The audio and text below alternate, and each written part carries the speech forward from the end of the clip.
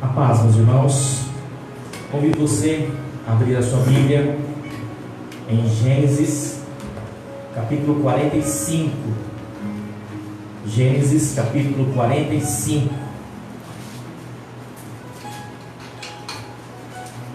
Gênesis 45.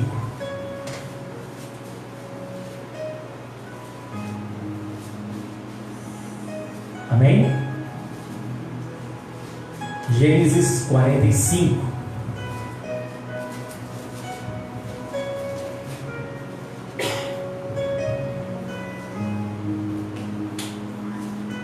Então José não se podia conter diante de todos os que estavam com ele, e clamou: fazei sair daqui a todo varão.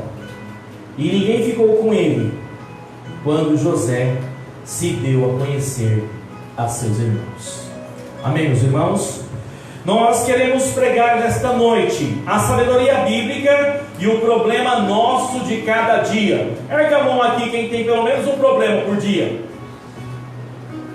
Então ele falou assim: ô pastor, um não, 2, 3, 4, 10, 40. Não é verdade? Não é? Aquele que tem um problema só, ele está até feliz. Nós queremos utilizar a sabedoria bíblica para resolver os problemas, tá? Para ser uma ferramenta. Mas eu quero entender isso através da vida de José.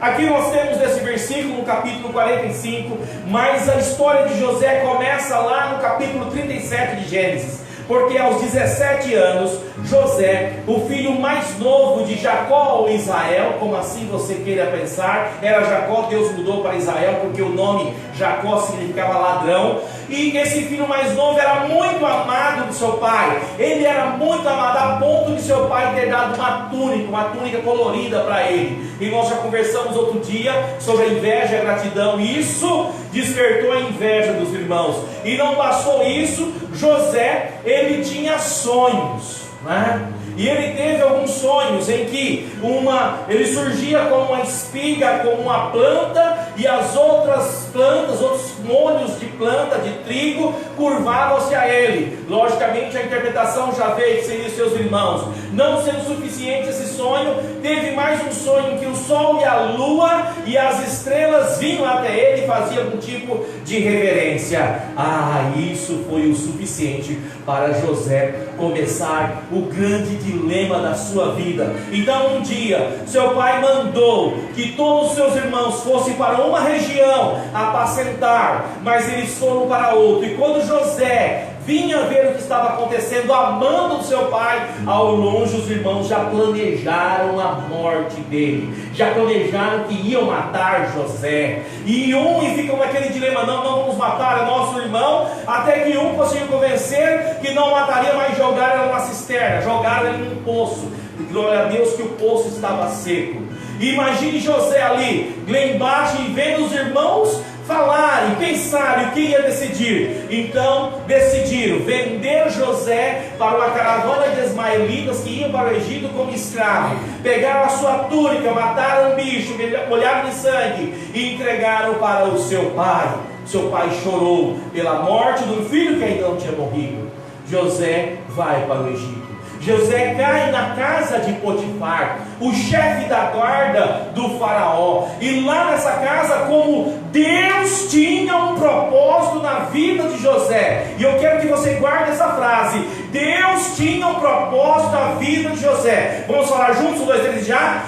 Deus tinha um propósito na vida de José, irmão. E lá naquele propósito, Deus fez o quê? Que Potifar tivesse uma visão, um olhar de benevolência para José. E logicamente, a mão de Deus fez com que José prosperasse naquela casa, onde ele vai se tornar um mordomo, aquela pessoa que toma conta de tudo do seu patrão. O seu patrão, o seu dono, né? Porque ele não era empregado, era escravo, não sabia nem o que vinha à mesa, mas naquela casa havia uma mulher bonita, bonita, cheirosa, e ela se enlaçou com José. E José ali, mantendo o seu padrão, mantendo o propósito, porque Deus tinha um propósito na vida de José. O propósito de José não era deitar com aquela mulher, e aquela mulher infernizou a vida dele. Imagine só, um jovem bonitão, um jovem assim, no auge dos seus hormônios, tendo que rejeitar, porque José sabia o propósito que Deus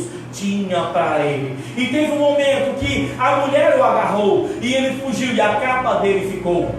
E aí ela criou uma conversa. Imagine que hoje já é assim, né? Sempre quando acontecem essas coisas, ninguém quer ouvir. Geralmente o homem é o safado. Nós temos isso até hoje, apesar de terem muitos homens safados, mas não são todos os homens safados. As pessoas já julgam antes de conhecer as coisas. E ali, quando Potifar chega, se irou e levou José para a prisão. E lá na prisão, Deus ainda faz com que as pessoas olhem José de uma maneira diferente. O carcereiro vê que José, tudo que põe na mão dele prospera, e ele começa a organizar a prisão. Não importa onde ele está, Deus tinha um propósito na vida de José. E ali acontece, e ele vai cuidando daquele local, e ele vai cuidando, porque José está passando pelo deserto. José está num caminho de deserto, ele está num caminho difícil. Ele passa pelo deserto até chegar no Egito, e no Egito é só um deserto metafórico, é só sofrimento. E ali ele encontra dois homens, cada um com a sua profissão. Um era o copeiro e outro era o padeiro, e eles tiveram um sonho. E é interessante que José, se você for ler o texto, leia Gênesis 37 a 45, tá? Você vai ver toda a história. Só o capítulo 38 que tem um problema de Tamar, mas toda a história ali que eu estou contando para você. E ali José vê que os dois estão com o semblante decaído, e José não passa de lá, e fala: o que aconteceu? E eles contam um sonho, e José interpreta e fala: ó copeiro, daqui a 3 dias você vai estar servindo o rei, e ó padeiro, daqui a 3 dias você vai ser enforcado. E isso acontece. Mas ele fala para o copeiro: o dia que você estiver lá na presença do rei, lembra de mim. Mas o copeiro não lembra, e vai passando o tempo, e José continua na cadeia, José continua no deserto. Em outras palavras, José continua adorando com aquilo que ele tem. Mas um dia, quem tem um sonho é o faraó. Na verdade, 2 sonhos que significam uma coisa só. Nós vemos que o sonho do faraó vinha 7 vacas magras, e elas acabavam com as vacas gordas. Vinha 7 espigas de trigo, 7 molhos de trigo, 7 feixes de trigo ruins, e acabava com os trigos bons, e ninguém sabia interpretar, ninguém sabia entender esse sonho. Aí o copeiro lembra: faraó, quando eu fui mal aos seus olhos, e você me jogou na prisão, lá tem um homem que sabe interpretar, que dá entendimento, porque ninguém aqui está conseguindo, nenhum sábio está conseguindo fazer isso. Mande chamar José. E José é tirado daquela prisão, é banhado, é dado roupas para ele, é feito a barba, e ele chega diante do faraó e pergunta ao faraó qual a situação, e diz que Deus pode revelar. E ali ele explica que o sonho é um só, que é 7 anos de muita abundância, de muita coisa boa no Egito, mas virá 7 anos de muita escassez. E não só interpreta José fala: faraó, coloque um homem para administrar o Egito, e recolha todos os benefícios desses 7 anos, porque vai ser a provisão da terra. Faraó fala: não há nenhum homem com tamanha sabedoria na terra do Egito para fazer tamanha empreitada. Pega a mão de José e coloca o anel do faraó. Não só o faraó gosta disso, mas todos os seus sábios. E aí, de toda a colheita, 1/5 de tudo vai se guardando no Egito. E é interessante que chega um momento que as pessoas do Egito, a sua contabilidade, já não conseguem mais contar, já não conseguem mais medir de tanta abundância que tem no Egito. Aplauda o Senhor, porque quando Deus faz um propósito na vida de uma pessoa, ele se cumpre. E pastor, para que você contou essa história? Eu contei essa história para que você aprenda. Eu quero que você saia aqui essa noite entendendo, você e Deus tem que saber qual que é o propósito de Deus na sua vida. Porque o propósito de José era esse: ser o salvador do mundo naquela época, na questão da fome. Qual que é o propósito que Deus tem para você? Cada um tem um propósito diante de Deus. Só que se você não tiver sabedoria, você não cumpre o seu propósito. E eu quero falar sobre sabedoria. Sabedoria. E a sabedoria já é estudada hoje pelos especialistas. Eu vou chamar de sabedoria bíblica, mas os psicólogos vão chamar de inteligência emocional. E um camarada chamado Daniel Goleman, que tem um livro, indico, quem quiser ler, chama Inteligência Emocional. Já leram as 2 vezes e vou ler novamente esse ano. Leia esse livro, é muito importante, vai te abrir a cabeça, se assim você o quiser. Ele diz que 80% do sucesso de um ser humano depende da sabedoria ou inteligência emocional. 20% depende do coeficiente intelectual, sabe? Aquele negócio do tal famoso teste do QI, ou seja, conhecimento acadêmico, aquilo que você aprende, aquilo que você aprende no dia a dia, aquilo que você aprende na outra profissão, aquilo que você aprende na escola, num curso. Se você tiver isso, não vai resolver muito, porque 80% depende da sabedoria. Não adianta ter apenas inteligência no sentido de saber fazer as coisas, precisa ser sábio. Tem outro camarada chamado Pareto, Vilfredo Pareto, economista do século XX. Ele fez uma pesquisa na Itália, constatou que 80% de toda a riqueza da Itália estava na mão de apenas 20% da população. Com isso, Pareto decidiu ampliar sua pesquisa para outros países e chegou a resultados similares. Quero falar de Joseph Juran, que sugeriu que essa relação descoberta por Pareto estava presente não só na economia, mas também estava presente em outros campos. Então, 80% das consequências decorrem de 20% das causas. Um dia eu casei com Rosana. Glória a Deus, aleluia, oh Deus maravilhoso. Vocês não aplaudiram, não aplaudem. Deus é bom, não é? Aplauda também. Você já tem, se você não tem, no dia que você tiver, você está com a cambalhota, aplauda, posso ter. Viu, Renato? Isso aí, aplauda mesmo. Aquela escolha que eu fiz lá no passado, há mais de 20 anos, de olhar para ela, me apaixonar e decidir construir uma família com ela. Ela demorou mais para enxergar a bênção. Ó, eu cheguei rapidinho. Toda o restante da minha vida, 80% decorre daquela escolha. Se eu tivesse feito a escolha errada, eu estaria com 80% da minha vida problemática. Essa mesma pesquisa fala que 80% das vendas vem de 20% dos clientes. Por isso que o comércio gosta de fidelizar cliente, porque sabe, o que fidelizou? Imagine aqui em Florida Paulista, uma pessoa que tem 80 anos e a partir dos 20 anos começou a fazer compra, por exemplo, no mercado São Vicente. Ó, são 60 anos comprando no mercado. Olha só, você está entendendo? 80% dos resultados vem de 20% do tempo gasto em esforço. Eu quero falar para quem estuda para concurso. Um dia eu decidi que eu iria mudar a minha vida. Era possível, o impossível Deus faz.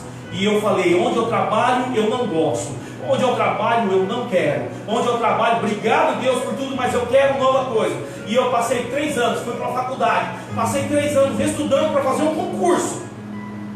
E eu ia, trabalhava o dia inteiro, fazia minha obrigação. Na hora do almoço eu estudava. Eu ia para a faculdade à noite. E domingo e sábado eu pegava uma cadeira diária, sentava embaixo de um pé de manga e estudava. E estudava, porque eu falava, o dia que eu tiver o concurso, eu preciso passar. Eu morava em Panorama.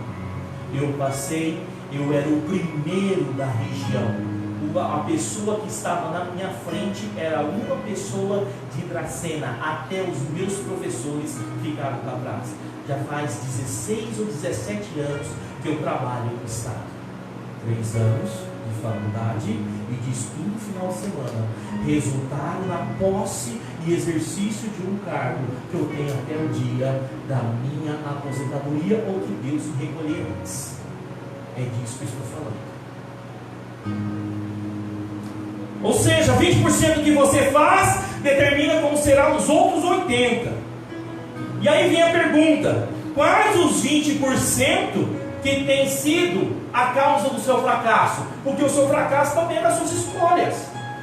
E se você investir 20% do seu tempo no que realmente importa? Muitos não quiseram vir aqui hoje. Você quis vir aqui hoje. E não adianta só vir aqui. Você pode vir e ouvir e aprender. Você pode ouvir e aprender e pôr em prática. Aí vai fazer diferença. Aí vai fazer diferença. Porque sabe uma coisa? Eu não vou pregar de novo esse texto. Essa mensagem é única. Domingo que vem continuarei falando da sabedoria, mas falarei da sabedoria no caso de Daniel. Deus tem coisa para hoje. Quem veio pegou, quem não veio pegou. Mas não adianta só pegar, você tem que mudar a sua história. José sabia o propósito dele. Você sabe o propósito de Deus na sua vida? A gestão da sabedoria lhe trará benefícios incontáveis, como a identificação do que é urgente em relação do que é importante.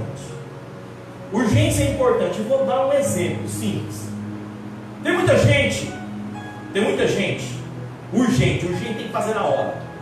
Por exemplo, tem muita gente que para de estudar porque tem que trabalhar, porque senão vai passar necessidade. É urgente, não dá para estudar com a barriga vazia. Não dá para estudar faltando coisa dentro de casa. E se tem trabalho, tem que pegar.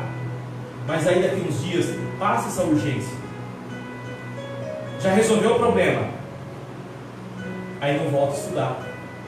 E estudar é importante. Quando eu falo estudar, eu estou falando faculdade, tá? Somente. Estou falando desenvolver. Por exemplo, quem vem aqui hoje está estudando, está aprendendo. Mas abandona o importante porque está na urgência. A urgência já parou. É a mesma coisa. Eu vou para a Santa Casa. Na urgência, passei mal. A pressão subiu. Estou desmaiando. Vou lá, coloco o remédio debaixo da língua, resolve, estabilizou. Urgência, vai que é o importante. No outro dia, eu procurar um médico. Por que subiu a pressão? Por que eu estou com esse problema? E começar um tratamento e resolver. Se eu não fizer isso, daqui uma semana, um mês ou no outro dia, eu estou na urgência de novo com a coisa pior. Então, você precisa ter sabedoria. O médico diz, para de fumar. Fulano que não fumava já morreu, eu estou vivo. Então vai que eu vou para o teu velório. Você vai morrer. Todo mundo morre. Todo mundo morre, mas tem uns que quer apressar. Cada um é cada um. Vai firme. Então a gente precisa ter sabedoria. Não adianta ganhar o mundo inteiro. Não adianta achar que ganhou o mundo inteiro. Olha José. Cada lugar que ele ia, Deus abençoava, mas a minha proposta tem coisa maior, porque lá eu tive o sonho aos 17 anos. Aos 17 anos, meus irmãos, meu pai e minha mãe se curvavam em mim. Deus ia fazer líder de coisa grande. Eu não Potifar aqui a casa, não, tem coisa maior. Na cadeia, eu sou meu mamãe na cadeia. Não, mas eu tenho coisa maior. Tem gente que é preso, tem gente que corre da polícia, tem gente que tá aí acha que isso eu sou meu mamãe. Trouxa, besta, tonto. Não ter sabedoria. A gente precisa ter sabedoria. Descubra o propósito de Deus na sua vida. E não deixe de ficar enroscado em casa de Potifar ou lá no fundo da cadeia. Descubra o propósito. Não estou falando que você vai ser governador. Não estou falando isso. Eu estou falando para você descobrir o propósito de Deus na sua vida. É isso que eu estou falando. Agora, no caso da análise que fizemos do Daniel Goleman, são os 80% que determinam a sua vida, devido à escolha que fez. Se eu tivesse feito a escolha errada, eu podia estar num casamento complicado. Um dia eu fiz uma escolha, tornar-se ministro evangélico. Se eu tivesse feito a escolha errada, eu perderia tantas coisas que somente o ministro do evangelho tem. Ser pastor tem muitas lutas e muitas dificuldades, mas ser pastor também tem muitas bênçãos. Eu perderia elas. Você está entendendo? É isso que você tem que pensar. Em nossa geração, quero trazer algumas coisas práticas do cotidiano. Em nossa geração, o sucesso profissional não é medido pelo currículo de alguém que alguém constrói somente, mas também pelo grau de sabedoria que possui. Tem muita gente, por falta de sabedoria, perdeu o emprego. Perdeu o emprego, bateu um pouco com o chefe, não vestiu a camisa, vou sair daqui para ter coisa melhor. Falta de sabedoria, não sabe gerenciar, não sabe a hora de dar o pulo. Meu avô, com a sua sabedoria, falava: bode bom sabe a hora de chifrar. Não vai chifrando tudo que vê. Bode bom sabe a hora de chifrar. Por falta de sabedoria, tem gente que perde emprego. E não é emprego ruim, não. Emprego fantástico. Por falta de sabedoria, do que? De lidar com o chefe. O chefe de José, a mulher do Potifar, soube lidar, fugiu. Mas ele sofreu. Mas o sofrimento dele, que entrou em contato com o copeiro que levou para o faraó. Olha o plano de Deus acontecendo. Está entendendo? Ele não fugiu do propósito, porque ele sabia do propósito dele. Tem gente que não suporta, não consegue sabedoria, as pressões da vida, não tem sabedoria, não consegue lidar com as pressões da vida. José teve que lidar com a pressão da vida. Escravo. Não é empregado, gente, ele era escravo de uma terra que ele não conhecia. Lá no time ele ia adorar o Deus dele, com uma cultura totalmente diferente. Outros, por não ter sabedoria, são pedras nos sapatos. O que são? São os reclamões, são os faladores, são os vingativos, são os fofoqueiros, são os verdadeiros exterminadores da felicidade alheia. Quem assistiu aquele filme, O Exterminador do Futuro, do Schwarzenegger? Ninguém assistiu. Oh, meu Deus. Até o menino assistiu, mas ninguém. Vocês estão com problema de carregar a mão? Não passou para vocês lerem? Tem gente que é exterminador da felicidade alheia. Irmão, tenha sabedoria e não seja. Nós pregamos no domingo passado sobre a inveja. Te cuida. Não perca tempo invejando o outro e não vai cuidar das outras. Não seja exterminador da felicidade alheia. Mas duas coisas acontecem. Ou é o exterminador da vida alheia, que eu espero que você não seja, mas talvez que seja a maioria dos que estão aqui. Você tem os exterminadores da alegria alheia perto de você, querendo acabar com sua alegria. Sabe, cara chato, pessoa rixosa, que já acorda para azucrinar você. Se você não tiver sabedoria para lidar com isso aí, você não vai atingir o propósito que Deus tem para você. Você acha que foi fácil para José lidar depois, quando os irmãos lá, agora eu passo todo mundo o fio da espada? Mas o propósito era alimentar o povo. Essas pessoas, muitas vezes, tem currículos maravilhosos, mas são insuportáveis, são intragáveis, não ficam no serviço bom. Aí vai lá, um Zezinho, um Joaquimzinho, um Manezinho, e só tá que só. Aí vem a dor do ciúme, porque é ciúme. Faz aí, você aprendeu outro dia, já esqueci como é que é, vai, faz aí. Vai, Roso, aí ó, vai todo mundo fazendo, vamos lá, todo mundo, aprendendo o sinal aí ó, ciúme. E o que faz? Começa a querer derrubar. Aprenda a lidar com ele, e também não seja ele. A sabedoria vale muito mais que conhecimento cognitivo. Não estou falando que não é importante cognitivo, mas se você não desenvolver a sabedoria, o cognitivo não vai servir para muita coisa. E o problema nosso de cada dia, com sabedoria, você vai ter ferramentas para resolver. Sabe por quê? Porque eles são inevitáveis. Chegam a todo momento e quando menos se espera. É isso. Hoje ele chega ao WhatsApp. Tem algumas mensagens que você chega e fala: ai meu Deus, não, viajar no coração, né? Não quer nem ler. Tem alguns telefonemas que falam: é ruim esse negócio de BIM. Você fica: meu Deus. Aí, bom, eu posso tomar uma decisão, ou encarar ele ou deixar para depois. Só que eles são inevitáveis. Se eu deixo para depois, vai vir dois. Problemas foram feitos para serem resolvidos no momento que aparecem. Eu não vou generalizar que todos os problemas nós conseguimos resolver. Não estou falando disso. Tem as coisas impossíveis que somente Deus. Tem coisas que nós não temos condições. Nós não temos.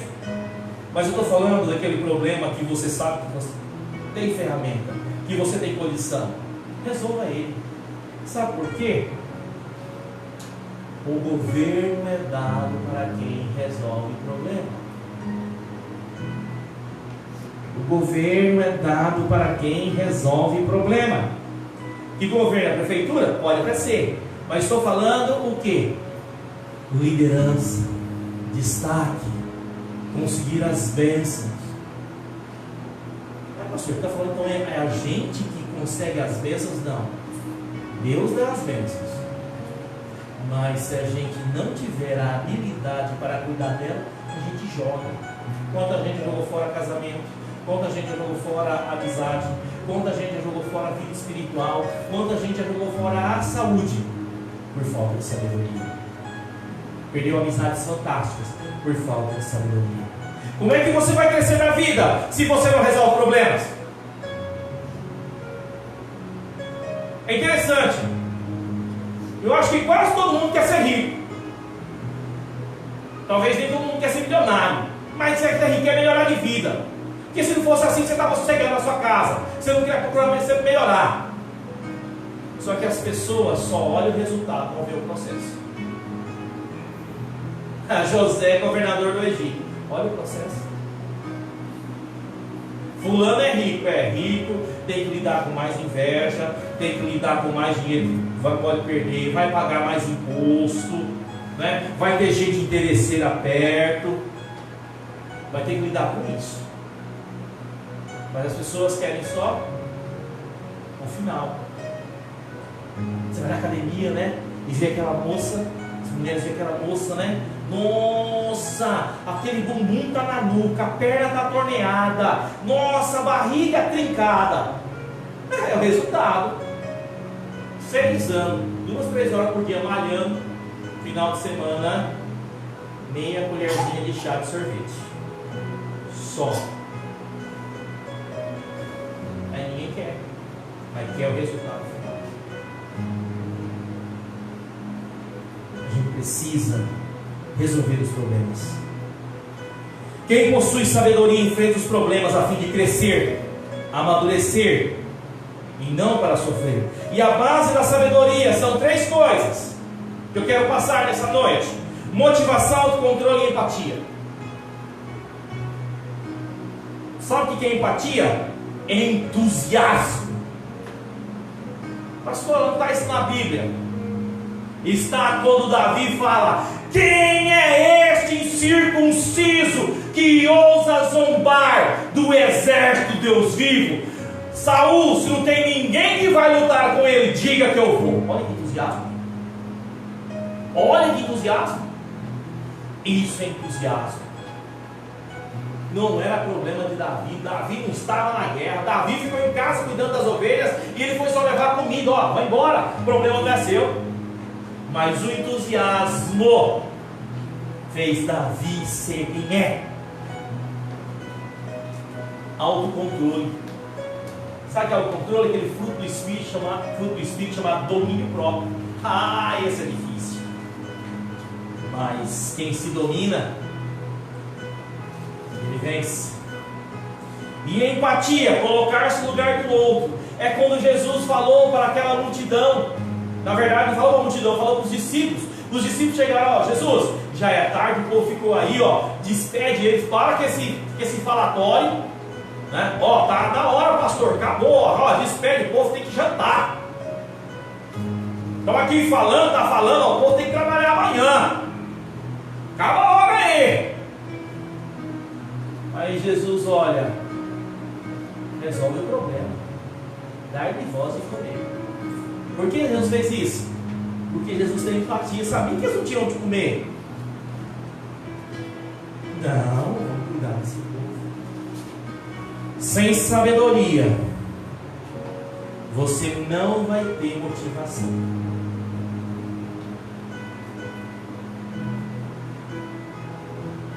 Em qualquer área, irmão. Em qualquer área. Eu tenho alguns propósitos na vida, e Deus tem me dado esses propósitos. E preciso ter entusiasmo. Eu prego aqui, não sei quantas pessoas tem, 40, 50, 60 pessoas. Com entusiasmo que eu estivesse pregando para 600 ou para 6 mil, porque eu sei do meu propósito. Eu sei o que Deus falou comigo. Eu sei o sonho que Deus colocou no meu coração. Então eu não perco o entusiasmo. Mas você precisa ter o autocontrole, o domínio próprio. Domínio próprio nada mais é do que a sabedoria bíblica. E eu quero falar uma coisa, ó. Se você não domina os seus pensamentos, eles irão gerar sentimentos. Se você não governa seus sentimentos, ele vai determinar o seu comportamento. Então, pensamento gera sentimento e sentimento gera comportamento. Pensamento gera sentimento, sentimento gera comportamento. Vamos explicar isso aqui. Então eu começo a pensar, pegar aqui o Claudemir, muito meu amigo, mas eu começo a pensar coisas esquisitas do Claudemir, sem fundamento ou com fundamento. Começo a pensar esse negócio. Claudemir, ele vive falando comigo por trás. Claudemir, ele não gosta de mim. Claudemir passou perto de mim, nem me cumprimentou. Não me cumprimentou nem minha boca. Claudemir não chamava para comer picanha na casa dele. O que aconteceu? Oh meu Deus do céu! O que aconteceu? Pensamento. Esse pensamento gera sentimento. Daqui a pouco eu estou magoado, estou irado, estou nervoso, estou com raiva, estou com rancor do Claudemir. Porque eu comecei a pensar coisa que não devia. E depois desse sentimento, raiva, rancor, ódio, tristeza, começa a ter comportamento. E eu não vou mais na casa do Claudemir. Tudo na vida é isso, irmão. Pensamento gera sentimento, sentimento gera comportamento. O grande problema é que as pessoas querem que mude alguém, por exemplo, as crianças, no comportamento. Não adianta. É o final da fila, tem que ser antes.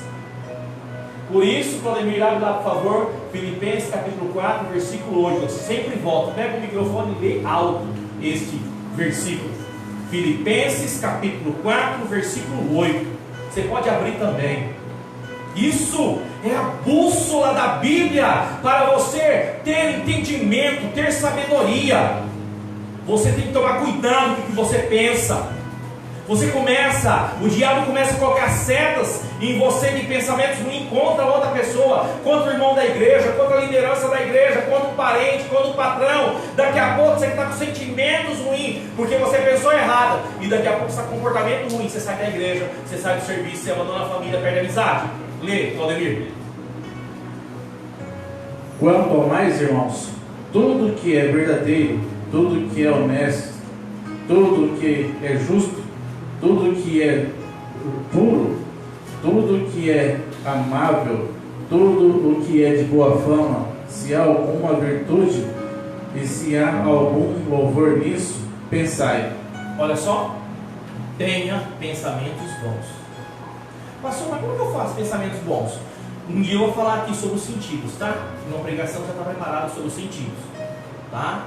Já falei esses dias na quarta-feira e vou falar novamente. Mas os nossos pensamentos vêm da nossa percepção do mundo.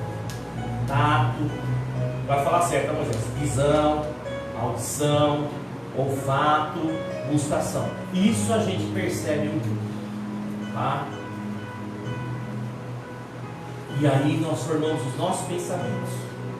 Então depende aonde você está colocando a mão, depende do que você está vendo, depende do que você está cheirando, depende do que está ouvindo, depende do que você está falando e está saboreando, é o seu pensamento.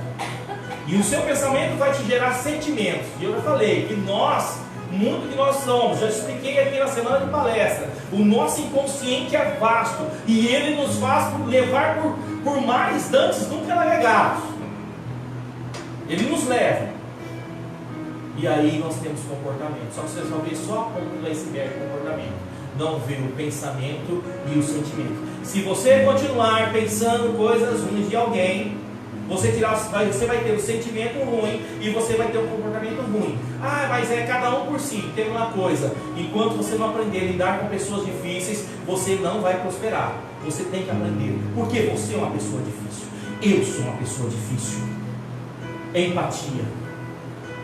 Ninguém quer se colocar no lugar do outro.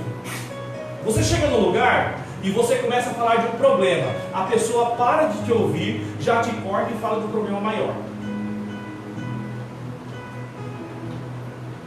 Chega na fila do banco, rapaz, fui ali no exame, meu parente fulano de tal, deu um nódulo lá do tamanho de uma azeitona. O outro fala, ah, isso não é nada. Eu tenho um aqui do tamanho de uma jaca.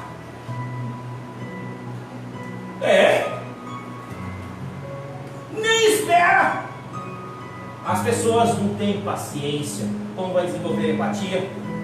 O problema aqui é que o ser humano foi projetado pelo Criador para ser sociável. E sem empatia é impossível. José teve empatia, foi xingado, escorraçado na caravana, mas teve empatia. Porque se não tivesse empatia, ele matava ele ali. Um escravo a menos.